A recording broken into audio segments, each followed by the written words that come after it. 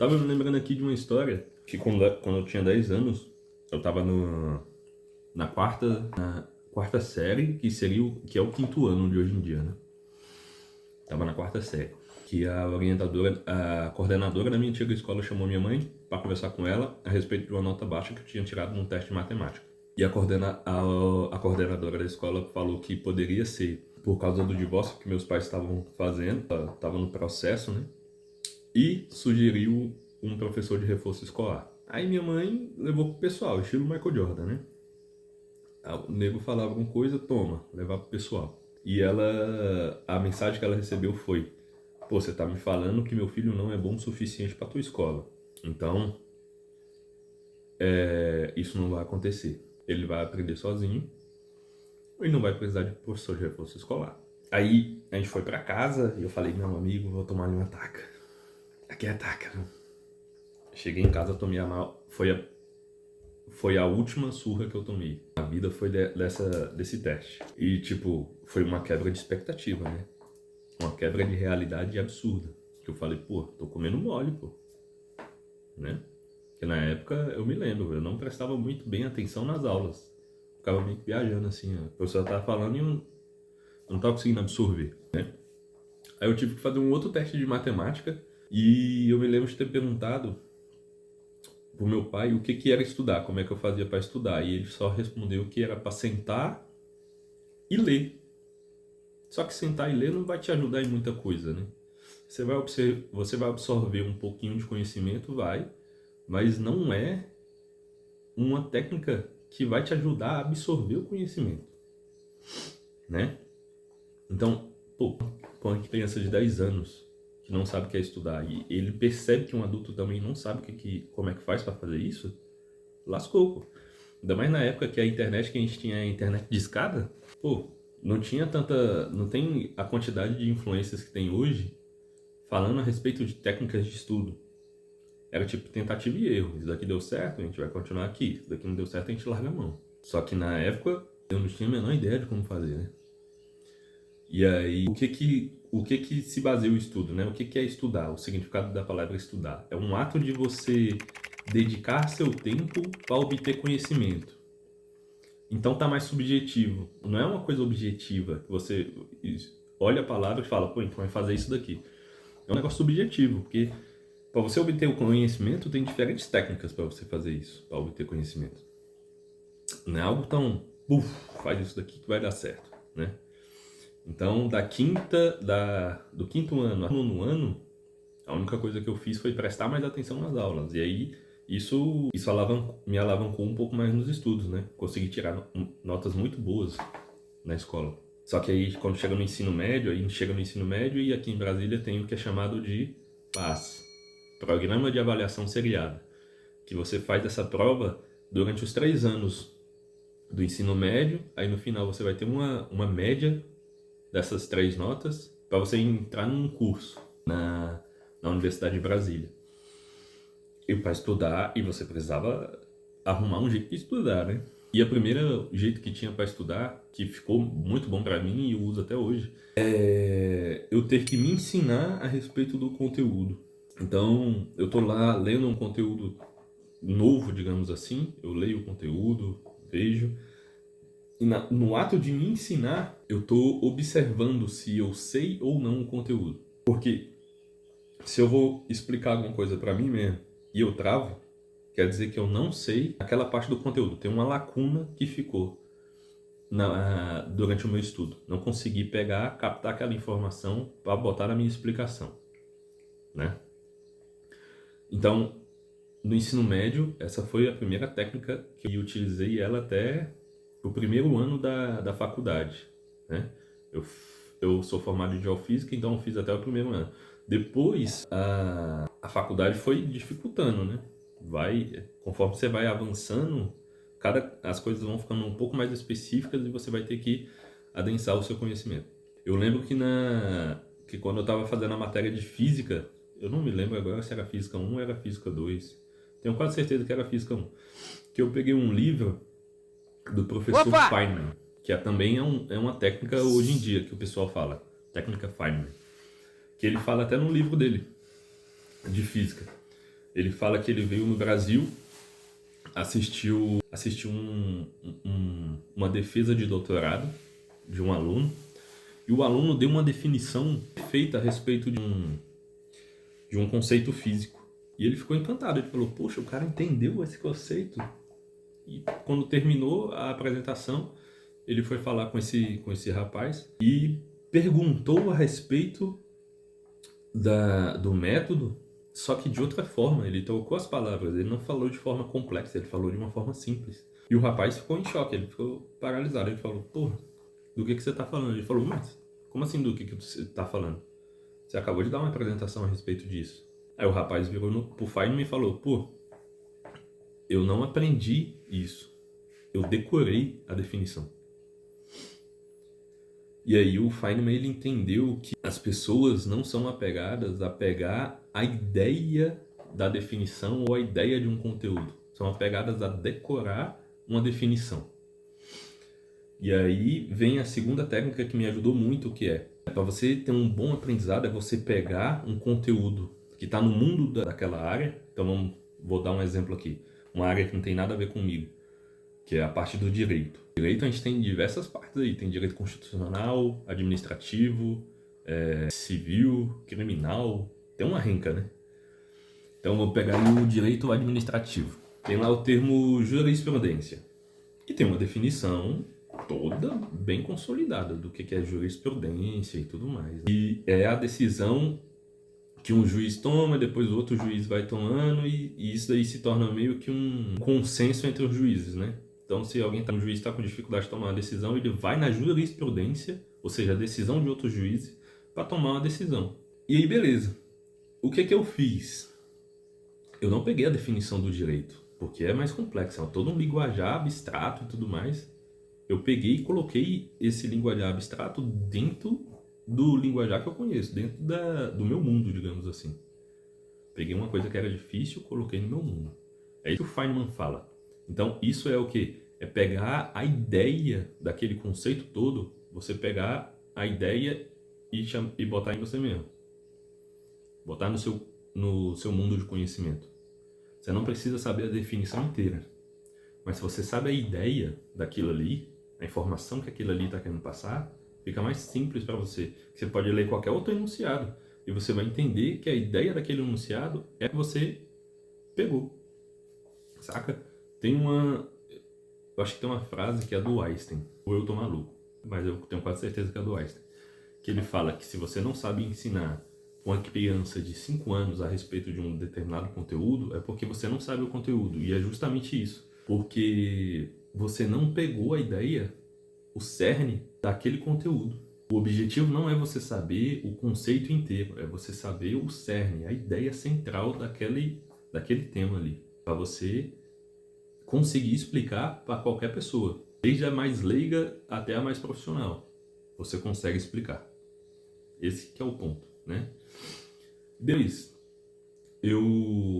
de um tempo, eu peguei um livro, eu ganhei um livro, na verdade, de um professor chamado Pierre. Ganhei um livro do professor Pierre, que é Inteligência em Concursos, ó. É esse aqui, ele é bem fininho, é uma leitura rápida e fácil, ele não utiliza de um linguajar abstrato, né? Ele tem mais outros 3 livros, se não me engano. Esse daqui é Inteligência em Concursos, tem um outro que eu acho que é Ensinando Inteligência, e tem mais um, eu esqueci o nome do outro livro, mas eu acho que são só 3, contando com esse daqui, né? Ele é italiano e ele vivenciou tanto a educação da Itália quanto a do Brasil. E ele veio para cá muito novo, acho que com uns 12 anos, então ele observou a discrepância da educação entre a Itália e o Brasil. E ele se destacou muito nos estudos daqui, né? Por causa que ele aprendia de uma outra forma lá, e quando veio para cá ficou meio que no modo fácil para ele.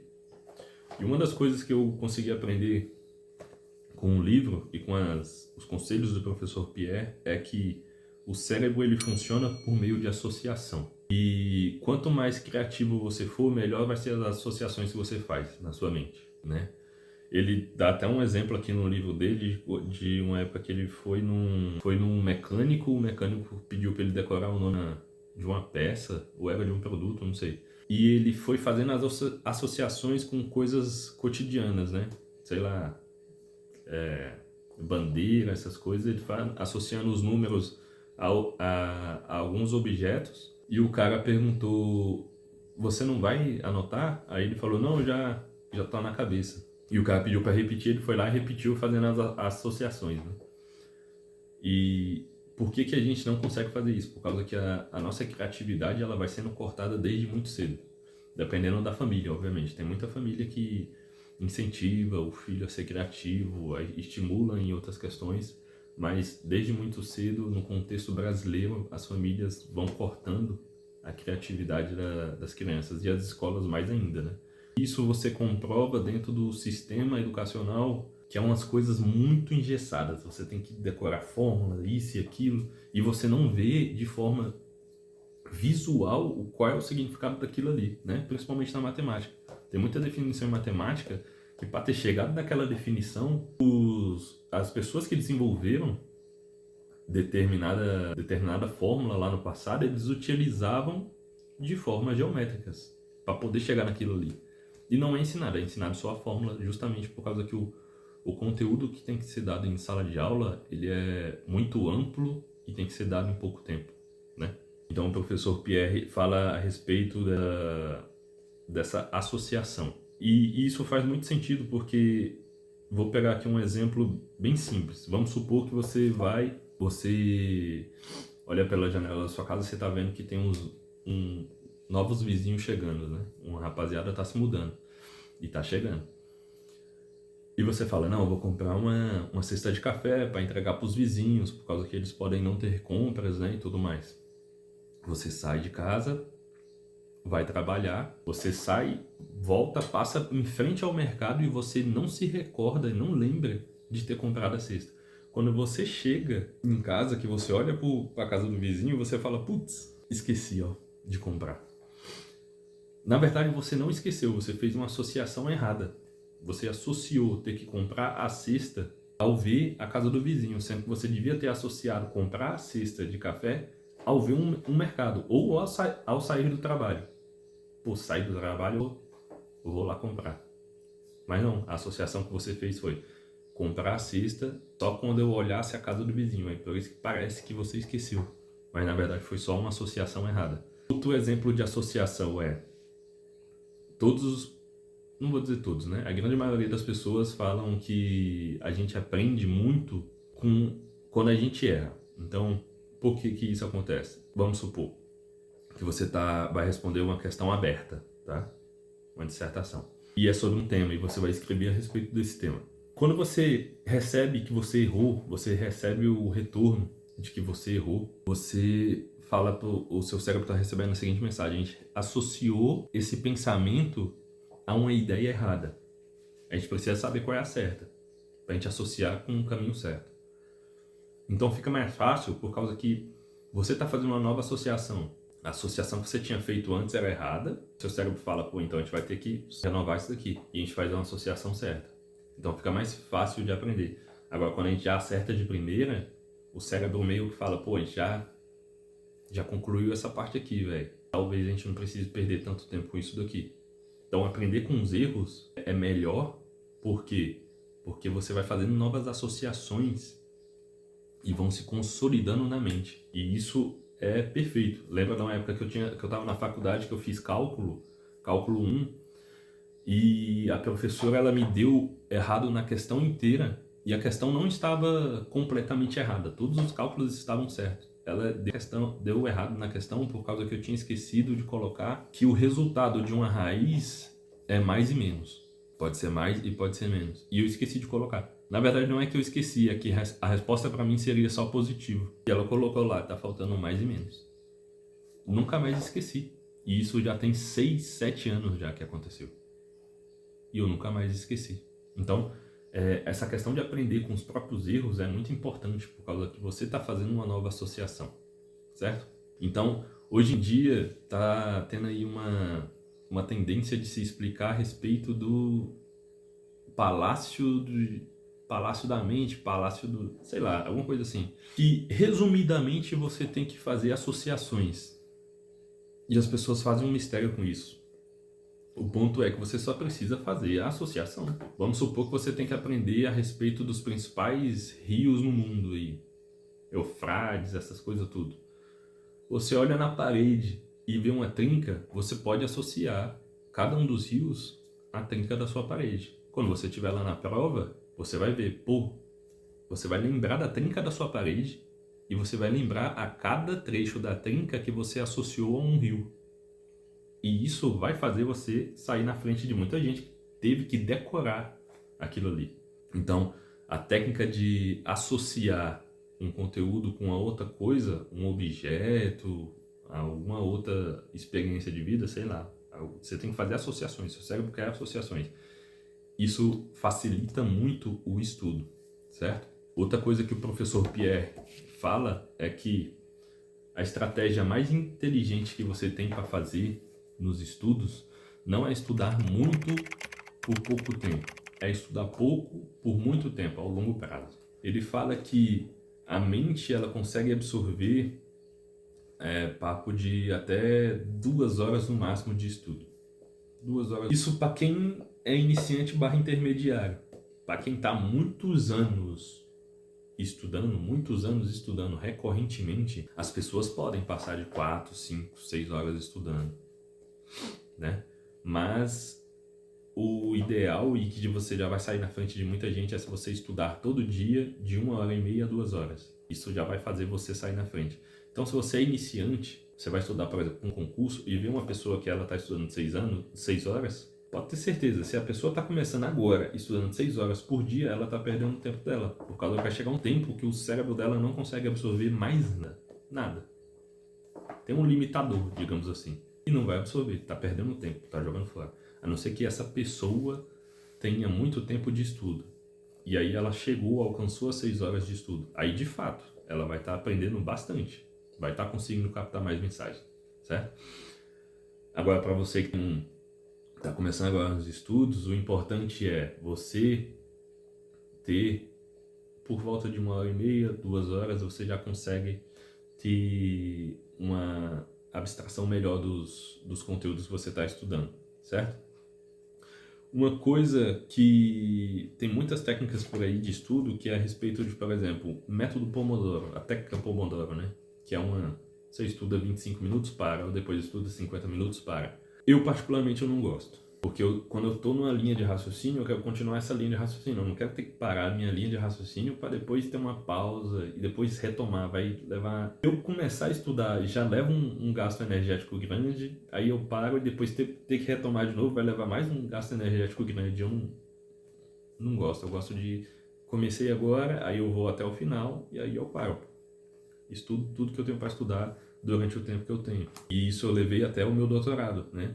Então, as 3 técnicas principais que eu levei até o meu doutorado foram me ensinar para mim mesmo, falar de forma simples, que é a técnica Feynman, você pegar a ideia do conteúdo, e o 3, fazer associações. Então, eu uso só essas 3. Eu faço revisão e também gosto de fazer questões, dependendo do que eu estou estudando, tem como fazer questões, né? Mas no doutorado eu tenho que ler artigo e tudo mais, então as 3 que eu falei, elas já bastam. Então vamos lá. Para eu estudar um novo conteúdo, o que eu uso? Eu uso a técnica de ensinar a você mesmo. Você vai parecer um maluco falando sozinho, mas é assim mesmo. 2, técnica Feynman, que você vai pegar de forma simples um conteúdo e vai colocar dentro do seu conhecimento. 3, a respeito das associações que você tem que fazer. 4, revisão. E 5, questões. É isso daqui que eu uso, tá? São só essas 5, não tem muito mais o que falar. Outro ponto muito importante para você aprender, né, é o sono. Você tem que ter uma boa qualidade de sono para você poder consolidar o seu conhecimento. Porque o conhecimento, todas as informações que você vai pegando durante o seu dia, elas são consolidadas durante a sua fase de sono. Ainda mais no sono profundo e REM, se não me engano. É alguma coisa assim, profundo e REM. Por quê? Porque quando você está estudando, você está meio que colocando no seu cérebro peças de quebra-cabeça avulsas, soltas. Imagina que na sua cabeça tem uma série de peças avulsas, elas não estão conectadas. Quando você vai dormir, o seu cérebro ele vai pegando essas pecinhas e vão encaixando. Ela encaixou e durante o sono, né, eles não só encaixam, como ele também vai fazendo uma colagem entre as peças, para que as peças elas fiquem coladas e você possa lembrar disso no longo prazo, né? Obviamente que para você ter uma memória, uma lembrança dessa no longo prazo, você tem que utilizar da revisão, né? É importante utilizar da revisão, porque a revisão ela vai retomando o conhecimento que você já absorveu em determinado tempo, mas você vai relembrando algumas coisas que elas vão sendo perdidas, que o conhecimento ele não vai ficar integralmente na sua cabeça. Algumas coisas vão sendo perdidas. Então, a revisão ela se faz importante, mas não é qualquer tipo de revisão, não é você pegar o papel e você ler o papel. É você pegar, sentar e tentar se lembrar do que foi que você estudou naquele dia. Vamos supor, semana passada. Fazer uma revisão ativa, né? É o termo que o pessoal dá hoje. Uma revisão ativa para aquilo que você estudou. O último ponto que eu tenho para falar é a melhor forma que tem para se estudar é papel e caneta na mão. Papel e caneta na mão. Por que papel e caneta na mão? O notebook, você só tem que apertar a tecla. E a sua mente ela não vai associar esses movimentos de apertar a tecla com o que você está estudando. Não vai conseguir associar. Mas quando você está com papel e caneta na mão, você vai escrevendo, fazendo movimentos e isso aciona... Esse ato de você fazer mais movimentos com a mão vai acionando mais partes do cérebro. E quanto mais partes do cérebro estiverem ativas durante o seu estudo, melhor, tá? 1000 vezes melhor. E pode até pegar aí, tem gente que estuda caminhando, porque tá ativando uma outra parte do cérebro, tá ativando mais partes da sua mente. E isso faz com que o seu cérebro ele funcione melhor, certo? Então, quando você está escrevendo, você está ativando mais partes do seu cérebro e isso faz com que o seu aprendizado ele fique melhor. Então, tem gente que lembra perfeitamente o que foi que escreveu e em que parte do caderno ou das anotações tal que ela escreveu, porque a associação ela funciona melhor assim. Então, papel e caneta na mão é 1000 vezes melhor. Outro ponto é que o notebook, tablet, celular, qualquer coisa que seja digital, funciona com RGB, ou seja, a cor branca que você enxerga no celular não é o branco natural, ou qualquer outra cor não é a cor natural. Então, por exemplo, aqui a embalagem de café, tá vendo aqui? Preta. Não, você não está enxergando o preto natural. Preto é a ausência de luz. Isso daqui que você está vendo aí no formato digital é a soma das cores vermelho, verde e azul. Uma soma. E você não enxerga dia a dia, na vida cotidiana, a sua forma de enxergar não é através de uma soma de cores, é através de uma subtração de cores. Então, se você olha numa árvore e você está vendo verde, é porque a luz branca, que é a soma de todas, bateu no verde, aquela planta absorveu todas as cores e está emitindo só o verde. Então ela subtraiu todas as cores para estar emitindo para você só uma escala de cor, que é o verde, né? Não só o verde, eu estou falando de forma bem grosseira por causa que é uma pátina de cores, né? É verde, amarelo, sim, depende muito. Então, o ser humano, para ele enxergar as cores, funciona de forma que tem que subtrair as cores. Não é uma soma de cores, é uma subtração de cores. Então, você utilizar de papel e caneta fica melhor por quê? Porque você está trabalhando com o seu sistema biológico. Você está trabalhando com a subtração de cores, você não está trabalhando com a soma de cores. E isso afeta a forma que você capta o conhecimento. Então, pode parecer bobagem, mas é algo que o mercado teve que estudar a respeito disso e se adaptar. Antigamente tinha livros eletrônicos e os livros eletrônicos eram vendidos através de tablets. Foi um mercado que foi à falência. Tiveram que se adaptar. Se adaptaram como? Com o Kindle. O que o Kindle faz hoje? Ele simula uma folha real. Ele trabalha a respeito de forma a subtrair as cores, né? Então tem todos uns imãzinhos lá, depois eu posso explicar como é que funciona o Kindle, mas ele funciona como uma folha. E deu extremamente certo, foi um sucesso absurdo. E a última dica que eu posso dar, por exemplo, principalmente para quem vai fazer concurso, né? a respeito do que comer antes de ir fazer uma prova. Ou se você vai fazer uma prova de tarde, né? Porque, pô, comer macarrão de manhã não cola, né? A respeito do que você tem que comer. O que você tem que comer para uma prova?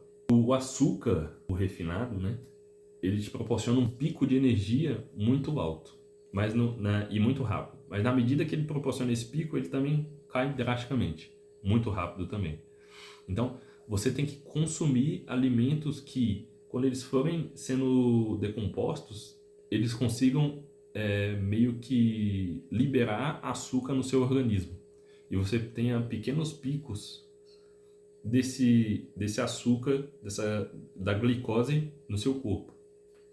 E um desses alimentos são o quê? São, por exemplo, o macarrão, polissacarídeo, que conforme o seu corpo vai se alimentando dele, ele vai liberando picos de açúcar para você, de glicose para você, vai ser picos. Então, conforme ele vai sendo, o seu corpo vai ali decompondo o polissacarídeo, o amido, ele vai liberando pequenos picos de energia. E isso vai demandar um bom tempo para o seu corpo fazer essa digestão completa desse alimento. Então, se você vai fazer um concurso, a técnica mais inteligente que tem para você fazer é comer alimentos que são derivados de amido, né? Pão, macarrão, cereal também. Então, assim, são alimentos que vão proporcionar para você açúcares lento dentro da sua corrente sanguínea. Então, essa seria a melhor estratégia de alimentação que eu utilizaria e utilizo para poder fazer provas que vão demandar um bom tempo de eu ter que ficar retomando diversos conteúdos, né? Consumir alimentos que eles proporcionam esses açúcares lentos para a corrente sanguínea, certo? Deixa aí nos comentários as técnicas de estudos que você utilizam e abraço e até a próxima.